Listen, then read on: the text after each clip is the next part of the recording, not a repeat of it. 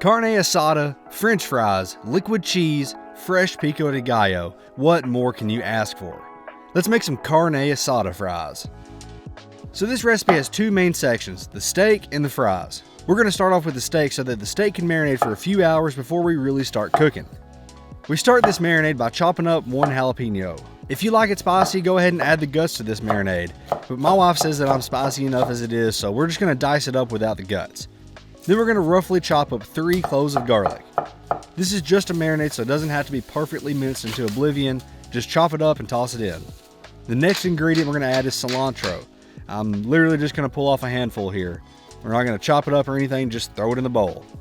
And we're going to start seasoning this with some salt and pepper to start.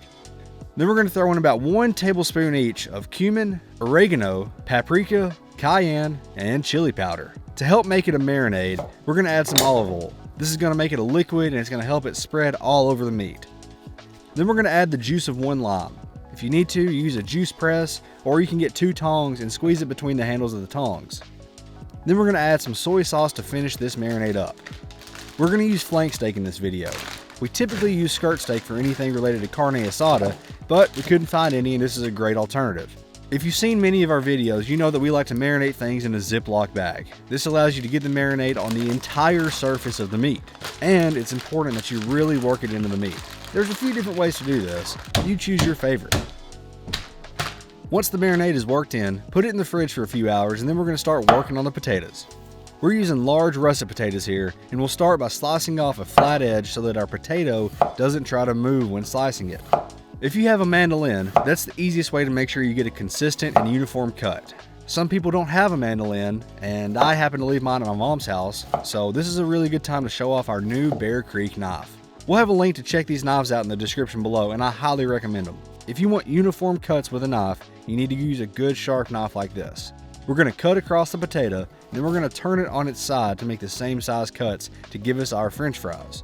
As you can see, we have a pretty consistent sized french fry here, and it's important to keep them as uniform as possible so that the fries cook at the same rate. If you have some thick and some thin, the thin ones are going to get done much quicker than the thick ones. That's why it's important to keep this as uniform as possible. Once we have them cut up, we're going to put them in a bowl of water until we're ready to cook. This is going to do a few different things, but it's going to keep it from oxidizing. If you keep them out where they're introduced to oxygen, they're going to turn brown and have this awful looking color. We don't want that. Put them in a bowl of water until you're ready to cook. Once your fries are cut and you're ready to start frying, drain the water and lay the fries out over a kitchen towel. I am going to use a small kitchen deep fryer, but you can use any large pot over a stove as well. I'm going to use peanut oil, but any kind of frying oil will work. I keep hearing that duck fat makes the best french fries, but I haven't been able to catch a duck yet, so we're going to use peanut oil. The key to the best french fries is to double fry them. We want the inside to be soft and fluffy, and the outside to have the perfect crunch. We're going to start by frying them at 325 degrees for 5 minutes. This gets the inside cooked without burning up the outside. Pull them out after 5 minutes, and then we're going to crank up the heat to 375 degrees. We're going to drop them in for a few more minutes until they're at your desired crunch level. We're then going to hit them with some seasoning. You can use anything, but we're going to use some Creole seasoning here. I also recommend seasoning them in slow motion if you can, because everything tastes better in slow motion. At this point, be sure to taste test it. As you can see here, we have an amazing crunch and a soft, pillowy inside. Now all we need is some carne asada to throw on top.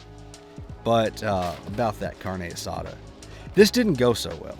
Even someone like Gordon Ramsay gets a little preoccupied at times and makes mistakes.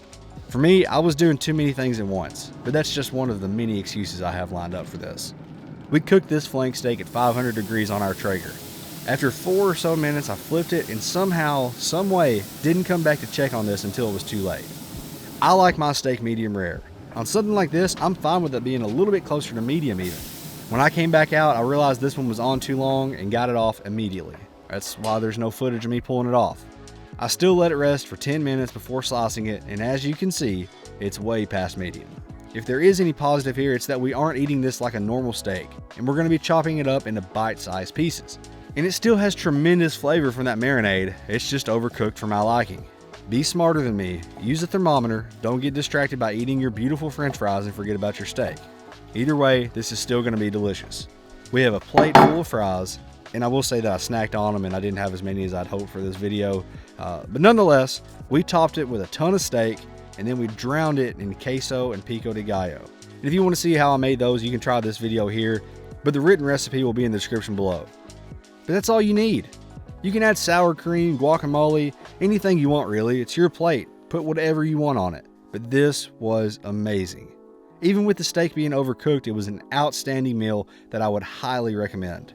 To see the full recipe, check the link in the description below. As always, be sure to subscribe and leave a comment letting us know what you want to see us cook next. Be sure to follow us on Instagram and TikTok, and as always, thanks for watching.